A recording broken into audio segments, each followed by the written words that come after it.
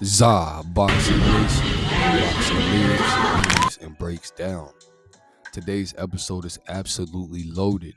We're diving into Ryan Garcia's rematch fallout, a full breakdown of the upcoming fight between Canelo Álvarez versus Terence Crawford, and the latest on Tyson Fury's retirement plan. Plus, we'll spotlight the summer's most stacked fight cards, from Shakur Stevenson to Usyk versus Dubois II. Let's break it all down. First up, Ryan Garcia after his shocking defeat to Romero. Ryan Garcia has carefully mapped out a path to a rematch with Devin the Dream Haney before the fight with Romero. Has been totally derailed. Instead of Golden Boy Promotions, who is led by Oscar De La Hoya, is eyeing a direct rematch with Romero. Breaking down the last fight, Ryan Garcia looked all out of sorts. Romero's awkward style and unpredictable counters exposed Ryan Garcia's tendency to square up and leave his chin exposed. Ryan Garcia's offense wasn't flowing as effortlessly as it was in the previous fight with Devin the Dream Haney. And although he moved up in weight, he didn't look like he did when he fought Devin the Dream Haney. When he moved up in weight, you would think that someone would have more punching power, maybe even a better punch resistance. Ryan Garcia just couldn't seem to find or establish his rhythm, and Romero was successful. Now, a rematch could be the perfect opportunity for Ryan Garcia to make things right. He still has that blinding hand speed and fight-changing power in both hands. But he needs to tighten his defense and work behind his jab. Having Derrick James in his corner should have straightened him out for this fight, but it seems that he resulted back to the old Ryan Garcia, and that's why he lost this fight to Romero. A second loss to Romero, though, could be catastrophic for Ryan Garcia's career. It would mean going back to square one, while his rivals like Devin the Dream Haney, Shakur Stevenson, and Gervonta Tank Davis continue to move ahead. My take, if Ryan Garcia is serious about his comeback, he has to show growth in the rematch. Better defense, smarter shot selection, and a real game plan to deal with Romero's awkward style and wild power. Let me know in the comments below. Do you think that Ryan Garcia can bounce back? Or is this the start of a decline for the once promising Ryan Garcia? Next up, the fight that has everyone talking, Canelo Álvarez versus Terence Crawford. This is truly a generational showdown. Crawford is daring to be great by moving up to 168 pounds. From 154 to 168 pounds, that's 14 pounds, to face the undisputed king, Canelo Álvarez. Terence Crawford is a master technician at switch hitting and controlling the distance and the pace. Not to mention, he adapts on the fly. We saw how he dismantled Errol the True Spence, and he was patient, precise, poised, and in complete control the entire fight. Canelo, although it's no easy puzzle to solve, his head movement, defense, and body shots sap the life out of any opponent that he get in the ring with. Even though Terence Crawford will bring speed, angles, Canelo's power, experience at super middleweight can't be overlooked. For Crawford, the key is to be elusive and keep Canelo from ever setting his feet. He needs to frustrate Canelo Álvarez, turning him and making him miss. For Canelo, the focus will be on the body attack, cutting off the ring, and if he can slow Terence Crawford down early, he can take over the later rounds. My early prediction, this is a real 50-50 fight. Terence Crawford's precise punch selection and ring IQ against Canelo's power and experience?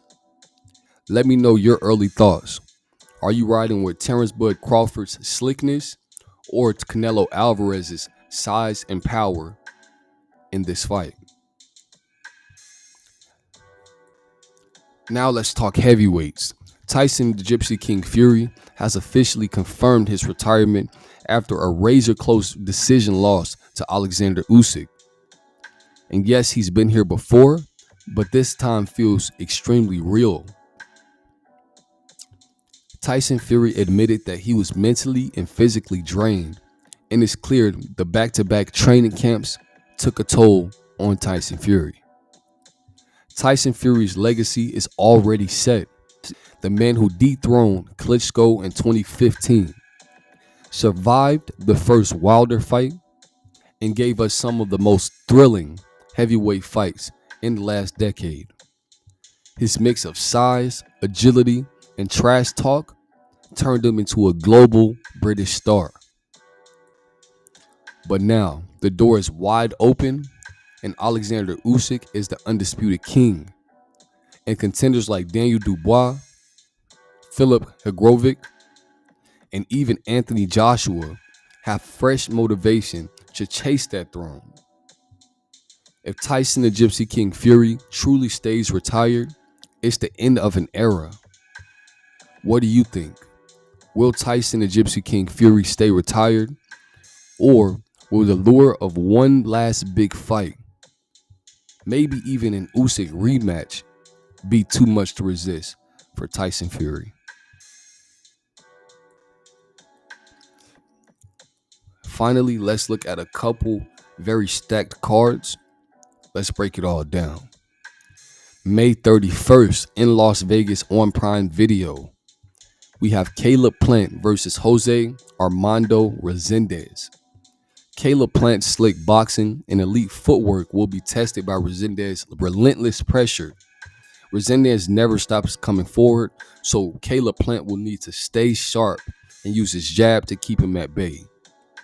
If Plant can frustrate him early, it could be a boxing clinic.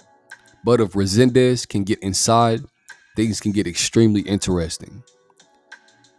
Jermall Charlo versus Thomas Cornflake Lamana.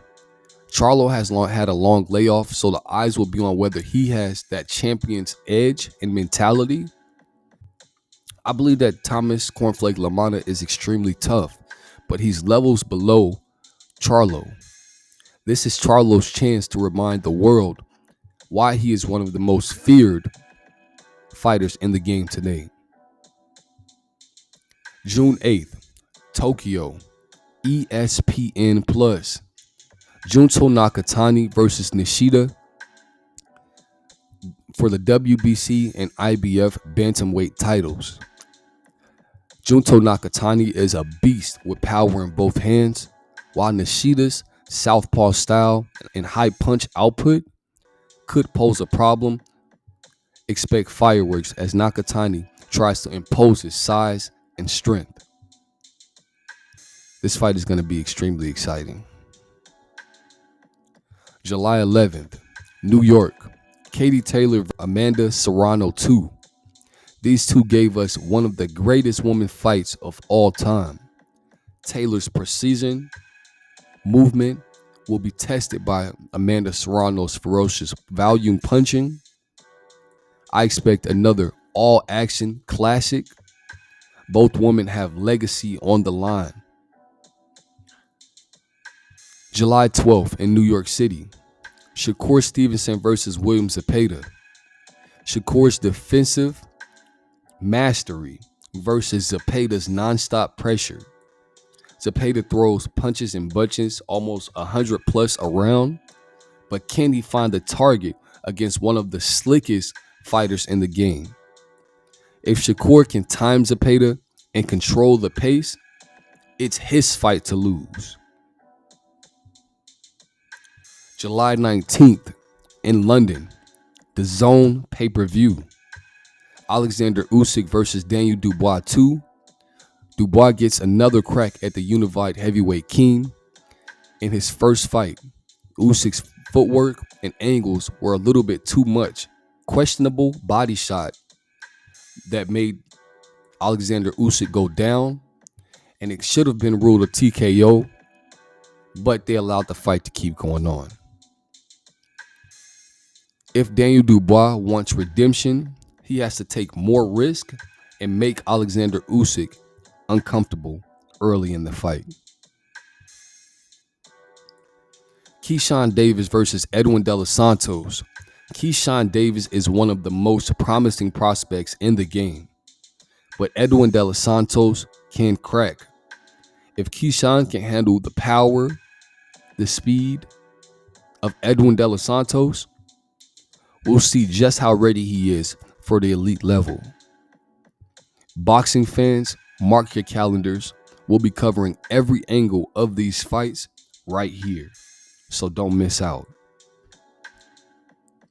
That's it for today.